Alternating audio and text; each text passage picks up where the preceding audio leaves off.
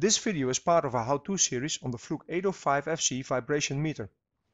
This particular video is about how to interpret results using the ISO 10816 tables. We are using this small machine as a test setup, focusing on how to work with the Fluke 805FC. We will not discuss applications. The Fluke 805FC is a screening tool to identify machine problems for more diagnostic tests. And besides the standard readings, the meter has a vibration severity scale for both bearing and overall vibration measurements. Besides one-time results, it can also be used for trending over time. Interpreting results another way next to the severity scale, as discussed in another how-to video, you can use the ISO 10816 standards to evaluate the severity of overall vibration levels.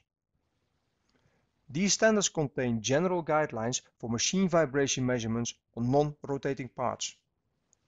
And as you can see, this measurement shows a vibration of 0.67 mm per second RMS on this machine. This is the ISO 10816 Part 1 table. It is a chart that contains the values from the standard. And now you can compare the overall vibration value measured with the meter to this table to identify the vibration severity. Please note the table is referring to vibration velocity in either millimeters per second or inches per second RMS. And both units can be selected in the Fluke 805FC.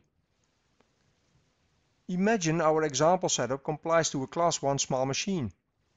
Then this measurement result of 0.67 mm per second RMS indicates a severity level good.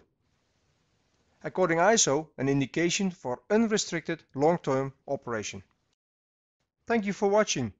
And please check out our other videos in this Fluke 805FC how-to series.